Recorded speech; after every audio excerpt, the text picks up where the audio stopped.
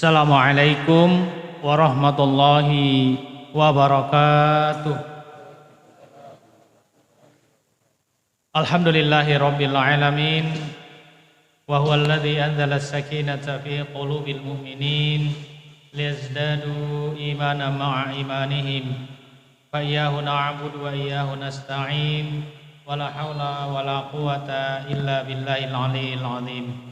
Asyhadu an la ilaha illallah wahdahu la syarikalah wa asyhadu anna Muhammadan abduhu wa rasuluhu wa ba'd.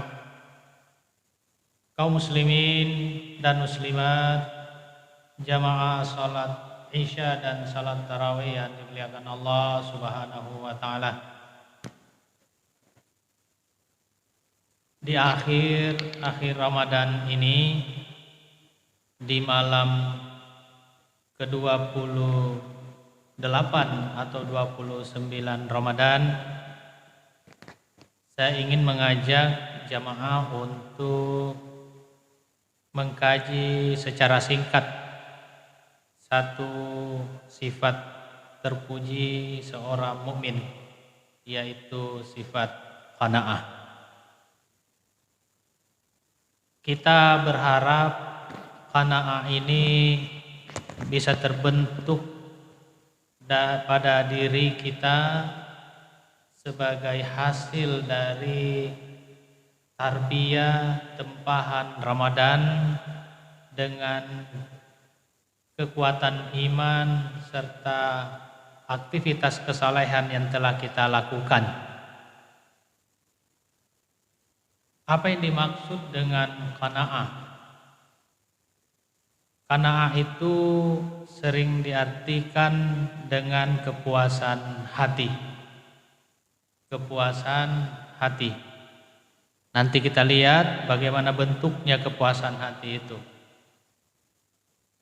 Yang jelasnya qanaah ini merupakan karunia Allah Subhanahu wa taala yang dicurahkan, yang diberikan kepada orang yang beriman dan senantiasa beramal soleh. Ini kita pahami dari ayat Allah, wa man 'amila sholihan min dzakarin aw untha wa huwa mu'min. Siapapun melaksanakan amal kebaikan, amal soleh, laki-laki atau perempuan, wa huwa mu'min, dan dia itu orang beriman. Walanuhyiyannahu hayatan thayyibah walanajziyannahum ajrahum bi ahsani ma kanu ya'malun. Maka kami akan berikan, kalau terjemahannya hayatan thayyibah, kehidupan yang baik. Tetapi ada banyak ulama tafsir menafsirkan hayatan thayyibah dengan qanaah. Termasuk Imam At-Tabari menyebutkan dalam tafsirnya bahwa di antara pendapat itu adalah hayatan thayyibah, di situ adalah qanaah. Sehingga bisa dipahami siapa yang melakukan amal soleh, baik laki atau perempuan, dalam keadaan beriman kepada Allah, maka Allah akan mencurahkan kepadanya qanaah atau kepuasan hati. Karena itu kita katakan tadi bahwa qanaah ini adalah sifat terpuji yang Allah berikan, anugerahkan kepada orang yang beriman dan senantiasa beramal saleh. Qanaah oleh ulama disebut sebagai kekayaan yang dimiliki seseorang yang tidak pernah habis. Al-qana'atu kanzun la yafni. Qanaah itu adalah kanzun, kekayaan yang tidak ada habisnya. Tidak ada habisnya. Dalam ungkapan ulama yang lain, siapa yang di dalam hatinya ada qunu', ada qana'ah, fa anta wa sahibul mali sawa. Jika Anda memiliki qanaah di dalam hati, maka Anda dengan pemilik harta itu sama kedudukannya, sama-sama memiliki kekayaan. Karena qanaah dianggap sebagai kekayaan kepuasan hati dianggap sebagai kekayaan yang tidak pernah habis. Namun kepuasan hati itu tidak dalam arti bahwa menerima apa adanya, pasrah dengan realitas. Jadi qanaah, kepuasan hati itu bukan sebatas menerima apa adanya atau pasrah dengan realitasnya. Karena itu ulama menyebut setidaknya ada 3 syaratnya qanaah. Yang pertama, ada upaya maksimal, ada usaha maksimal yang dilakukan untuk mendapatkan rezeki yang halal. Jadi kepuasan hati itu diawali dengan satu, ada kerja, ada amal, ada aktivitas yang dilakukan dengan kuat, kerja keras, ya. Saya istilahkan kerja keras, banting tulang, peras keringat. Beramal, terus beramal, bekerja, mencari rezeki yang halal. Mencari rezeki yang halal. Karena memang Islam adalah agama yang mengajarkan dan mendorong pemeluknya untuk selalu optimis dan terus bekerja, tidak boleh diam dan tidak boleh pasrah dengan keadaannya. Sampai-sampai Nabi mengatakan dalam hadis yang artinya, sekiranya ada orang yang mengambil tali, kemudian dia pergi ke hutan, lalu dia ambil kayu bakar, dia ikat kayu bakar itu, lalu dia pikul di atas pundaknya, lalu dibawa ke pasar dijual, itu jauh lebih baik daripada dia pergi meminta-minta kepada orang yang kadang dikasih, kadang juga tidak dikasih. Jadi sebetulnya Pak, dalam Islam itu meminta-minta bukan hal yang baik, walaupun sebetulnya tidak dilarang. Iya, karena ada ayatnya, wa fi amwalihim haqqun ma'lum lis-sa'ili wal mahrum. Pada hartamu ada haknya orang. Orang yang malu meminta ataupun yang memang datang meminta. Jadi Allah menyebut ada itu yang akan datang meminta kepadamu. Siapa itu orang yang tidak punya apa-apa. Jadi meminta-minta untuk dibantu ada ayatnya. Tetapi Nabi menegaskan Islam adalah agama yang mengajarkan kepada pemeluknya untuk mujahidun li nafsihi, untuk punya militan pada dirinya, mencari nafkah, mencari rezekinya di dunia. Nah, itu bagian satu dari syarat untuk mewujudkan qanaah pada diri. Jadi ada upaya maksimal yang dilakukan, bekerja, mencari rezeki Allah yang halal. Syarat yang kedua untuk mendapatkan membangun qanaah adalah usahanya itu kemudian memberikan hasil. Jadi ada namanya hasil usaha. Kalau dia bekerja kemudian tidak ada hasilnya, ya apa nanti diqanaai? Apa yang akan kita, ya saya puas. Apa yang mau dipuaskan kalau tidak ada apa-apa? Kan logikanya begitu. Makanya dari bekerja dia memperoleh hasil atau hasil usaha. Hasil usaha. Dan hasil dari usahanya itu dia miliki, dia kendalikan secara penuh. Itu ada hasilnya. Ada orang bekerja dari matahari sebelum terbit, masih gelap dia sudah pergi kerja. Pulang setelah malam, hasilnya secara materi mungkin tidak banyak, ya katakan mungkin 50.000, 100.000. Ada orang bekerja hanya 1-2 jam tapi hasilnya secara materi melimpah ruah. Yang jelasnya sama-sama bekerja dan ada hasilnya. Hasilnya memang berbeda. Nah, itu syarat yang kedua dari qanaah adalah mendapatkan hasil dari usahanya. Jadi syarat yang pertama berusaha maksimal untuk mencari rezeki. Syarat yang kedua ada hasil yang didapat dari usahanya atau ya ada yang diperoleh. Cuma ulama membedakan itu hasil usaha dengan rezeki. Kalau hasil usaha apa yang didapat? Kalau rezeki apa yang dimanfaatkan? Tidak semua yang kita peroleh dari pekerjaan kita itu adalah rezeki kita. karena bukan kita yang memanfaatkan, ya kan? Kita dapat sekian, katakanlah 1 juta mungkin. Tapi kemudian kita nafkahkan, kita kasih orang, berarti itu rezekinya orang lewat tangan kita. Nah, kita mendapatkan hasil dari usaha kita, tapi orang yang nikmati. Iya, orang yang nikmati. Ada banyak orang itu terus mengumpulkan hasil dari usahanya, ya kan? Tapi bukan dia nikmati, orang lain. Ada yang begitu. Ya, makanya beda rezeki dengan hasil usaha. Hasil usaha apa yang diperoleh, rezeki apa yang kita manfaatkan. Nah, ini harus bertemu. Syarat yang ketiga pada qanaah ini, untuk wujudkan qanaah adalah setelah dia mendapatkan hasil dari usahanya, dia kemudian puas. Nah, di situ dia kemudian puas dengan apapun, seberapapun yang diperoleh, lalu kemudian sebagian dari perolehnya itu dibagi, diberikan kepada orang lain. Apakah lewat pintu sedekah, pintu hadiah, atau memang kalau banyak lewat pintu zakat. Nah, itu. Jadi yang diperolehnya itu dia tidak menikmati seorang diri. Hasilnya itu memang dia miliki, tapi dia tidak nikmati seorang diri. Tapi karena dia puas dengan hasilnya, alhamdulillah hari ini saya dapat misalnya 5 juta. Lalu kemudian karena dia puas dengan hasilnya dan dia juga punya milik yang lain, maka yang didapat itu kemudian dia bagi kepada orang.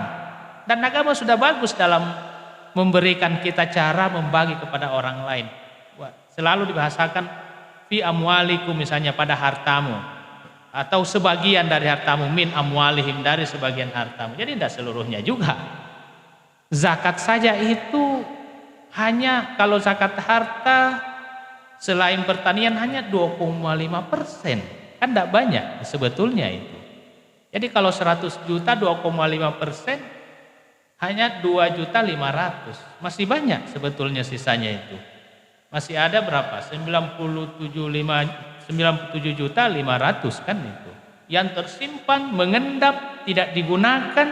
Dan semua kebutuhan kita terpenuhi, Allah beri kesehatan, Allah beri kecukupan, anak-anak bisa dikasih ini, sekolahnya bisa terpenuhi, semuanya terpenuhi, ada ngendap di tabungan.